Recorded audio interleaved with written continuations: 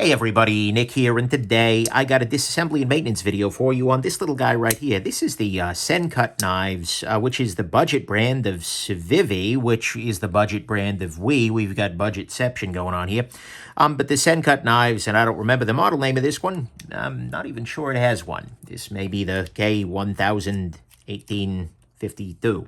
One thing that's worth noting is I have actually already disassembled this guy previously. I did it, but I lost the file due to some corruption issues. Not like I forgot to pay off the right politician, different kind of corruption. But nonetheless, I'm going to go ahead and I'll do it again just so people can see. But there were two major issues, two little issues that came up when I did this the first time. The first one is that it came completely unlubricated. And so the action was much, much worse than it started off.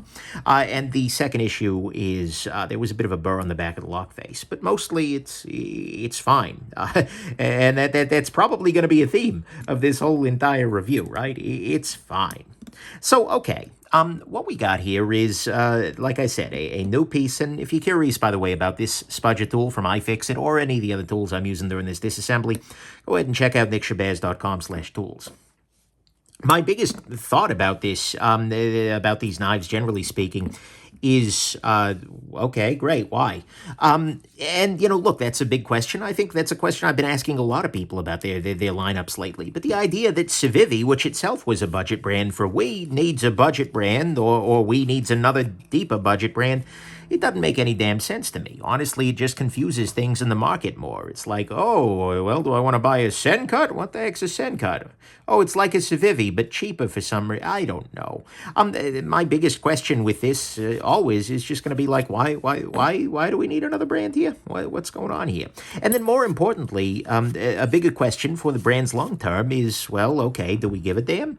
Because very often, look, there were a bazillion budget bargain basement brands coming out of China lately. That's just the way of life, right? The circle of life means that every week there are going to be 25 new releases under $20 from China. Most of which are going to be dice roll-y kind of things, like, it could be a good one, could be a bad one, could be a stolen design, could be a good design, who knows? But, who the heck knows? So, for whatever reason, though, Civivi, Sencut, whatever the hell these people are called at the moment, have chosen to go this route, have chosen to make something, to make this new brand.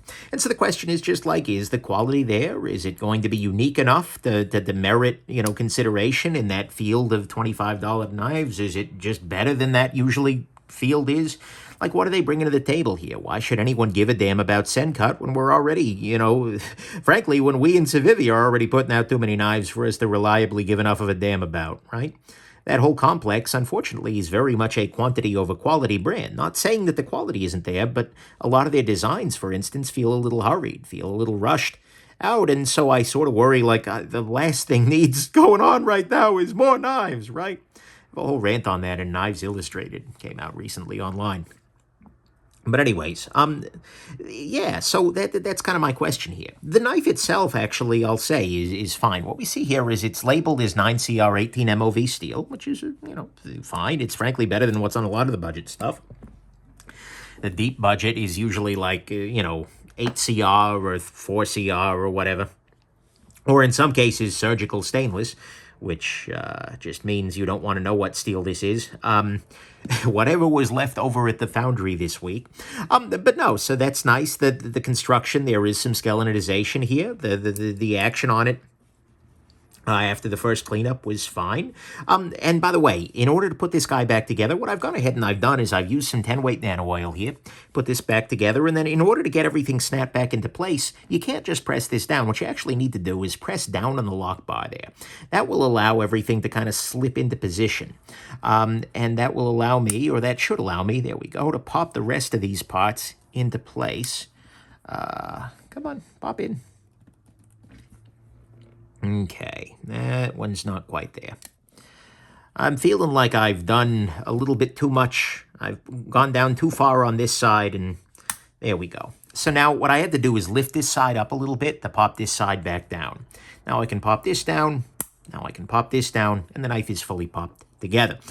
One thing this does is actually shows us the stop pin approach. They're using sort of a hybrid internal-external stop pin, right? Do I have both bearings in there? Yeah, I do. It's just weird because everything's not put together yet.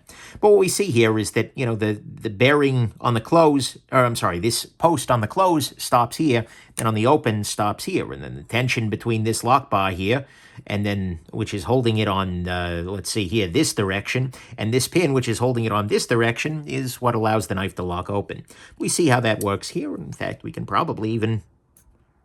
well, it's not flipping well because things aren't in adjustment, but nonetheless, we can kind of see what's going on there and how that works. But yes, I mean, so far it's fine.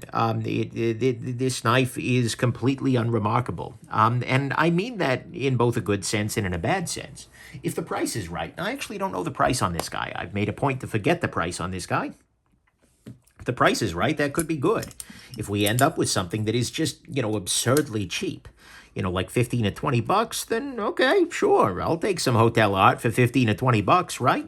But then again, the fact is that a lot of what has made Wee and Civivi and whatnot, remarkable are designs. Things like this is the Elijah Isham McKenna here. This is a very interesting design of a knife, whereas this is very much like, if you look up folding knife, this is what you end up seeing. So the question is, clearly the design, at least on this guy, isn't actually very interesting. It's fine, but there's no reason that it needs to exist. So it's going to need a reason elsewhere, and maybe that reason is quality at cost. Maybe that reason is just like, it's from a brand you kind of know because it's related to other brands that you actually know, but it's not the brand. Look, I don't freaking know. But the big question that this is going to have to face, that frankly Sencut generally is going to have to face, is just why? Why do you exist? Well, what are you bringing to the table here? And I think that's the same thing that a lot of brands have to fight. I mean, Wee Knives had to fight that battle initially, then Civivi, etc. And maybe Sencut will do it well. Who knows? But at the moment, what I'm seeing here is a knife that is now back together and working great and, running well. And... in that sense, it's fine, but it's also not super remarkable. So we're going to see. I'll give it a carry. I'll give it a fair shake. That's always my goal with these kinds of things. But, that to me is the million-dollar question with Sencut, is just like, why? You guys were doing fine. Why this now, too? So there you go. I'll hopefully have an answer for you, or at the very least, I'll ask the question louder in the final review. And at the very least, now you know how to take apart this very straightforward to disassemble and maintain knife. And we've got the action running better than ever. So hope this has been interesting to you and that you have yourselves just an absolutely wonderful rest of your day. Bye now.